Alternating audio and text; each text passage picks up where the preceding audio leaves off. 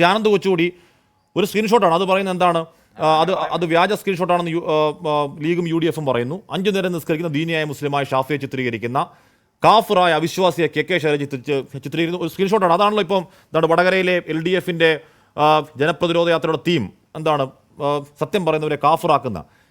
ഇത് വ്യാജമെന്ന് പറയുകയാണ്. അതിന് കാരണം എന്താണ്? ഈ നെടുമ്പ്രമണ്ണ യൂത്ത് ലീഗ് കമ്മിറ്റി എന്നൊരു വാട്സാപ്പ് കൂട്ടായ്മ അവിടെ ഇല്ല എന്നതാണ് അവർ പറയുന്നത്. എന്ന് പറഞ്ഞാൽ ഈ പറയുന്ന സ്ക്രീൻഷോട്ടിൽ പറഞ്ഞിരുന്ന നെടുമ്പ്രമണ്ണ യൂത്ത് ലീഗിൻ്റെ വാട്സാപ്പ് അങ്ങനൊരു ഗ്രൂപ്പില്ല. ഇനി ഫോട്ടോ ഇട്ടു എന്ന് പറയപ്പെടുന്ന ഒരു മുഹമ്മദ് കാസിം എന്ന ഒരു MSF പ്രവർത്തകനാണ്. ഇത് പോലീസ് അന്വേഷിക്കണം, അങ്ങോട്ടേക്ക് പോവുകയാണ്, ഫോൺ കൊടുക്കുകയാണ്, ഇത് പരിശോധിക്കുക, ഫോൺ കൊടുക്കുകയാണ്. അവിടെ പോലീസ് പരിശോധിച്ച് ഫോണിലൊന്നുമില്ലാതെ ഫോൺ തിരിച്ചു കൊടുക്കുകയാണ്. സ്ക്രീൻഷോട്ട് ശരിയാണെന്ന് തെളിയിച്ചാൽ 10 ലക്ഷം രൂപ യൂത്ത് ലീഗ് ഇനാം പ്രഖ്യാപനം വെല്ലുവിളി ഉണ്ടാവുകയാണ്. അത് സ്ക്രീൻഷോട്ട് വ്യാജ സ്ക്രീൻഷോട്ടാണെന്ന് വിശ്വസിക്കാനുള്ള സാഹചര്യ തെളിവുകൾ ഒരുപാടാണ്. ആനന്ദ് കൊച്ചുകൂടി വടകരയിൽ ഇപ്പോൾ നടക്കുന്നത് എന്താണ്?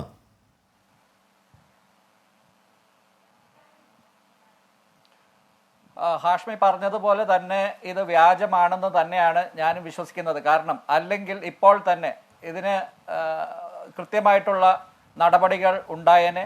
ഇവിടെ കേരളത്തിലെ പോലീസ് ഇപ്പോൾ മോഡൽ കോഡ് ഓഫ് കോണ്ടക്ട് ഒക്കെ കഴിഞ്ഞല്ലോ, ആ കാലമൊക്കെ കഴിഞ്ഞല്ലോ കേരളത്തിൽ എങ്കിലും. അപ്പോൾ ഇപ്പോൾ കൃത്യമായിട്ട് അതിന് പിന്നിൽ ആരെങ്കിലും പ്രവർത്തിച്ചിട്ടുണ്ടെങ്കിൽ, അത് വ്യാജമല്ലായിരുന്നെങ്കിൽ അതിൻ്റെ നടപടികൾ എന്തായാലും മുന്നോട്ട് പോയനെ. പക്ഷേ അത് പോയിട്ടില്ല, അത് നടന്നിട്ടില്ല. CPM വീണ്ടും ഇങ്ങനെ പ്രചരിപ്പിച്ചുകൊണ്ടിരിക്കുകയാണ്. റഹീമിൻ്റെ ഇന്നലത്തെ പ്രസ്താവന കേട്ടപ്പോൾ എനിക്ക് തോന്നിയൊരു കാര്യം, ഇത് CPM എന്തായാലും ഈ തെരഞ്ഞെടുപ്പ് ജയിക്കില്ല. അപ്പോൾ ജയിക്കാത്ത ഈ തെരഞ്ഞെടുപ്പിനെ എങ്ങനെയാണ് ഇതിൻ്റെ തോൽവിയെ കൃത്യമായിട്ട് തങ്ങളുടെ അണികളിലേക്ക് ഇത് വർഗീയ ധ്രുവീകരണത്തിലൂടെ വടകരയിൽ തോറ്റു എന്ന ഒരു സന്ദേശം കൊടുക്കാൻ, അതും ഒരു മുസ്ലിം നാമധാരിയായ റഹീമിനെ കൊണ്ട് തന്നെ അത് പറയിക്കുകയാണ്. ഇതുപോലെ വർഗീയമായിട്ടുള്ള ഒരു സ്റ്റേറ്റ്മെന്റ് ശ്രീ റഹീമിനെ കൊണ്ട് തന്നെ അത് പറയിക്കുക വഴി CPMന്റെ ഉദ്ദേശങ്ങൾ ചിലത് വളരെ കൃത്യമാണ്. രണ്ടാമത്തെ ഒരു കാര്യം, ഇവിടെ ഈ ഷാഫി പറമ്പിലിനെ കുറിച്ച് അദ്ദേഹം ഒരു 5 നേരം നിസ്കരിക്കുന്ന മുസ്ലിം അല്ല, അല്ലെങ്കിൽ മുസ്ലിം വിഷയങ്ങളിൽ കൃത്യമായ നിലപാട് പറയുന്ന ആളല്ല എന്നൊക്കെ ആദ്യം പറഞ്ഞത് ഈ തെരഞ്ഞെടുപ്പിലേക്ക് പോകുന്ന ഘട്ടത്തിൽ ഇവിടെ കേരളത്തിലെ ഏക മുസ്ലിം മാനേജ്മെന്റിന്റെ കീഴിലുള്ള TV ചാനലിന്റെ മാനേജിംഗ് ഡയറക്ടറായിട്ടുള്ള ആളാണ് പറയുന്നത്. അദ്ദേഹം എന്തോ ഷാഫി പറമ്പിൽ എന്തോ കുറച്ച് അത്ര പരിശുദ്ധനായ മുസ്ലിം അല്ല, അല്ലെങ്കിൽ എന്തോ കുറവുകളുണ്ട് എന്ന രീതിയിൽ അവതരിപ്പിക്കുന്നത്. പക്ഷെ അദ്ദേഹം അവിടെ ചെന്ന് ഇറങ്ങുമ്പോൾ വലിയ സ്വീകരണമൊക്കെ കിട്ടി. ഇതേ സ്വീകരണം പണ്ട് K മുരളീധരന് കിട്ടിയതാണ് 2019. പക്ഷെ അപ്പോൾ അത് K മുരളീധരൻ ഹിന്ദുവാണ്, ഇത് ഷാഫി മുസ്ലിം ആയതുകൊണ്ട് അവിടെ പച്ചക്കൊടികൾ ഒത്തിരി കണ്ടു എന്നാണ് പറയുന്നത്. എന്നാലോ വയനാടിൽ പച്ചക്കൊടികളില്ല, വടകരയിൽ പച്ചക്കൊടികളുണ്ട്. CPMന്റെ ഇതിൻ്റെതായ കുടിലമായ തന്ത്രം ഈ കേരളത്തിലെ ജനങ്ങൾ മനസ്സിലാക്കണം. ഹാഷ്മിയെ പോലെ ഞാനും കേരളം ഈ ഒരു പച്ചത്തുരുത്തായിട്ട് ഇരിക്കണം, അല്ലെങ്കിൽ വർഗീയതയ്ക്കെതിരായിട്ട് ശബ്ദിക്കുന്ന ഒരു സ്ഥലമായിരിക്കണം, വർഗീയതയ്ക്കെതിരായിട്ട് നിൽക്കുന്ന ഒരു ഐലൻഡ് ആയിരിക്കണം എന്ന് വിശ്വസിക്കുന്ന, അല്ലെങ്കിൽ അങ്ങനെ ആഗ്രഹിക്കുന്ന ഒരാളാണ്. പക്ഷേ ഇവിടെ CPM എന്താണ് ചെയ്യുന്നത്? കുറെ കാലമായിട്ട് ഇവിടെ ഒന്നെങ്കിൽ ന്യൂനപക്ഷ വർഗീയത അല്ലെങ്കിൽ ഭൂരിപക്ഷ വർഗീയത വളരെ സിസ്റ്റമാറ്റിക് ആയിട്ട്, വളരെ സയന്റിഫിക് ആയിട്ട് പ്രയോഗിച്ചുകൊണ്ട് ഇവിടെ BJPക്ക് പോലും വളരാൻ അവസരമില്ലാതെ ആക്കി കൊടുക്കുന്ന തരത്തിൽ ഇവിടെ കേരളത്തിലെ CPM മാറിയിട്ടില്ലേ? ഇവിടെ എന്താണ്? വയനാട്ടിൽ പച്ചക്കൊടി ഇല്ല, എവിടെ പച്ചക്കൊടി എന്ന് ചോദിച്ച് ബൃന്ദാക്കാരായിട്ട് പ്രസംഗിക്കുന്നു, ആനി രാജ പ്രസംഗിക്കുന്നു, എവിടെ പച്ചക്കൊടി? എന്നിട്ട് INLന്റെ ഒരു ആരും കാണാത്ത കൊടിയും കൊണ്ടുവന്ന് ഇത് INLന്റെ പച്ചക്കൊടി എന്ന് പറയുന്നു. എന്നിട്ട് വടകരയിൽ പച്ചക്കൊടി. അതിനുശേഷം ഇപ്പൊ ഷാഫി വർഗീയവാദിയാണ്.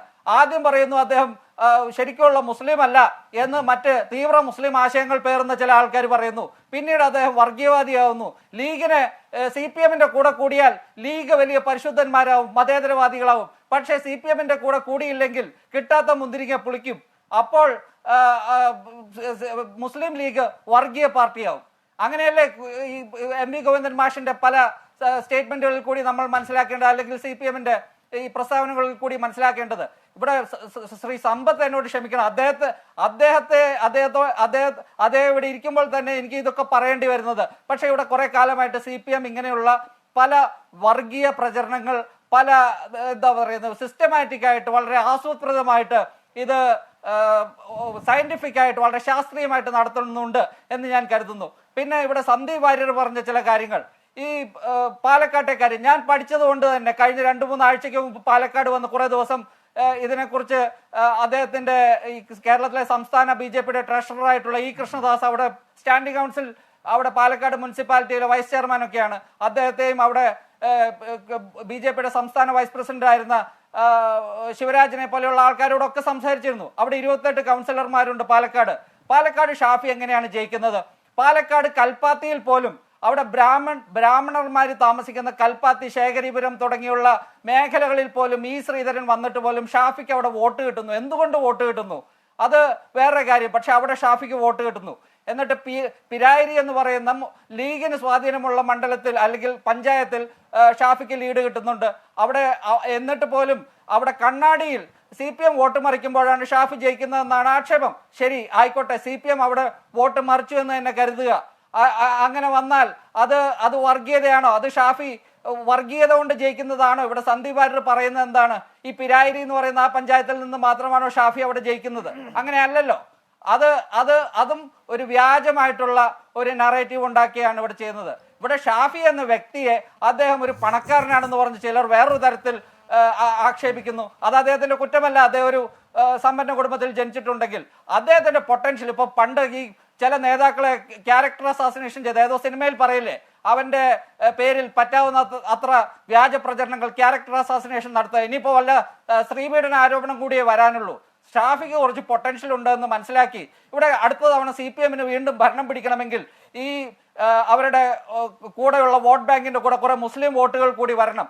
അപ്പോൾ ഷാഫി എങ്ങാനും ഒരു വലിയ മുസ്ലിം ഫേസ് ആയിട്ട് മാറിയാൽ CPMന് ഇവിടെ മുഹമ്മദ് റിയാസിനെയും അതുപോലെ കുറെ മുസ്ലിം വോട്ട് പിടിക്കാനുള്ള പല തന്ത്രങ്ങളും ഇവിടെ പാളുന്ന ഒരു അവസ്ഥയിലേക്ക് എന്നതുകൊണ്ടായിരിക്കണോ? ശരി, ഞാനെത്താം ശാന്തോച്ചൂടി. ഇപ്പൊ താങ്കൾ ഇപ്പോൾ കൽപ്പാത്തിയുടെ കാര്യം പറഞ്ഞപ്പോൾ ഓർമ്മ വരുന്നുണ്ട്. കഴിഞ്ഞ കൽപ്പാത്തി രഥോത്സവം റിപ്പോർട്ട് ചെയ്യാൻ പോയ ഒരു അനുഭവം എനിക്കുണ്ട്. അന്ന് ഷാഫി പറമ്പിൽ അവിടെ കുറച്ച് സമയം നിൽക്കുന്നത് ഞാൻ കണ്ടായിരുന്നു.